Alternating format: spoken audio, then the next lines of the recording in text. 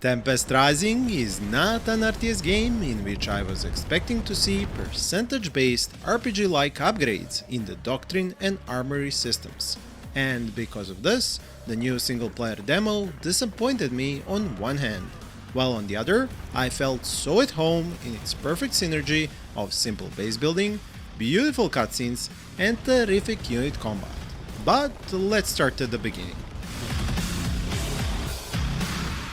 The new demo is part of this year's Tacticon, allowing us to play one mission on each side of the conflict between the GDF and Tempest Dynasty, as well as to learn much more lore surrounding the mysterious Tempest mines. The fluid inside carries an incredible potential for energy conversion.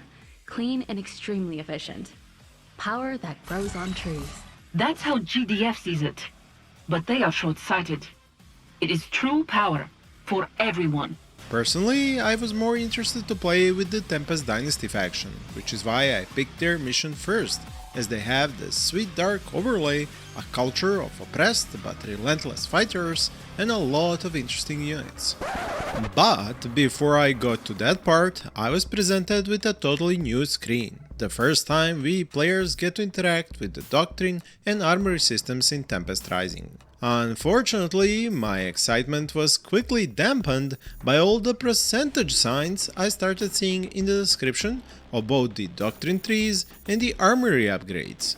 I have personally grown tired of the numbers game and increasing unit stats by these kinds of 10, 30, 50% upgrades, and wish to see more meaningful changes, transformations, extra uses and such after upgrading my units.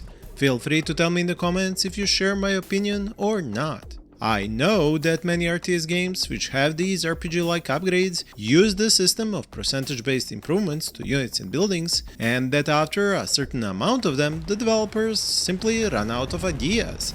But I would rather have fewer choices which are obvious and useful rather than these empty incremental ones. Thankfully, there are those upgrades in the Armory and Doctrine screens of both factions which are not number-based, but provide actual changes to units, buildings, their abilities or actions. And this is the stuff that is really good, as it provides more ways to play, increases replayability, and opens up new tactics as you develop your own personalized campaign playthrough. So when later I played the GDF's mission of this new demo, and after missing it at first glance, I found a nice combo of Doctrine upgrades and Armory upgrades for the GDF drone operator unit, because by buying the laser drone's Armory upgrade for that unit, which turns the drone's gun into a laser weapon, and combining it with the pinpoint weaknesses upgrade from the Intel Armory upgrade path, I get a drone which can mark targets by firing on them with a laser, and by marking them I get Intel points when they are destroyed. Intel points are the GDF's extra resource, which is used for unit abilities like the Riot Vent suppression system, which disables enemy units in a small range around it for 2 seconds at the cost of 10 Intel, for example. This shows you there is good gameplay to be had with the Armory and Doctrine systems, and I am not against them.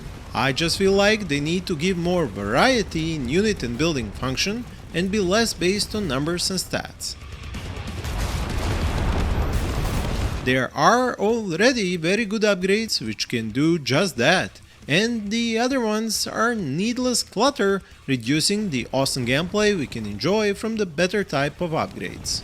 And the gameplay is great, units are very responsive to commands, all the effects look amazing, the campaign is ironed out and scripted to perfection, all the units have their uses, different weapons deal more damage to different types of unit armor, abilities exist but are neither overpowered or game-changing, but feel like utilities which have their place and time in the gameplay.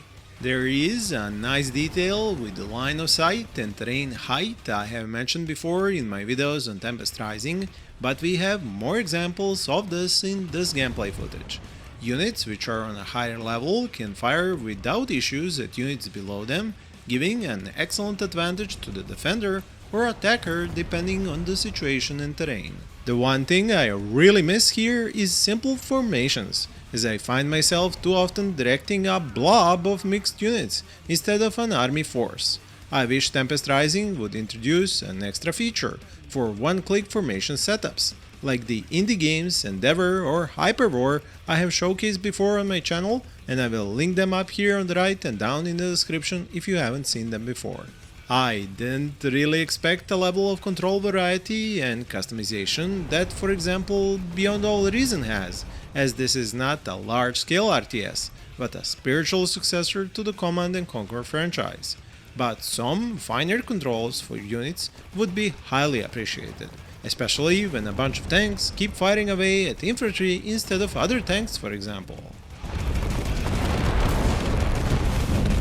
Two things this game has as bonus features are the game or battle plans, which you can activate one at a time at the Tempest Dynasty's HQ building, and the support powers both factions have access to. Commander, it looks like there's some larger Tempest fields in the area. I'm linking you up with a support beacon. Use it to build up structures away from your base.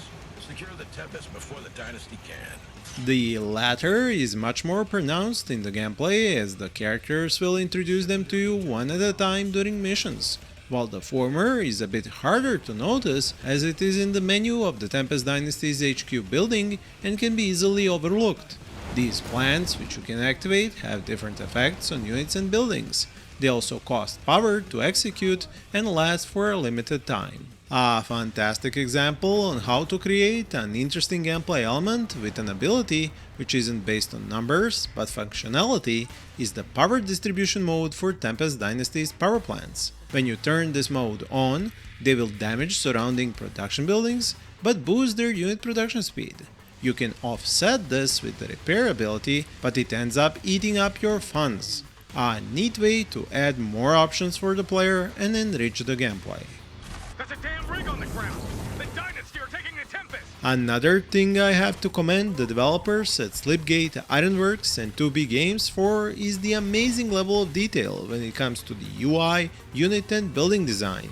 They have made sure that depending on which faction you play, the whole screen lives and breathes that faction. The cutscenes I also love and hope they will include an even high resolution version in the full release of the game.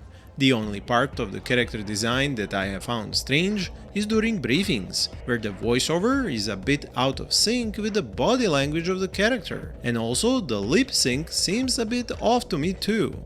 I even fiddled with this in my own editing software, and the scene I showed you at the beginning of the video was my attempt at fixing this voiceover sync issue.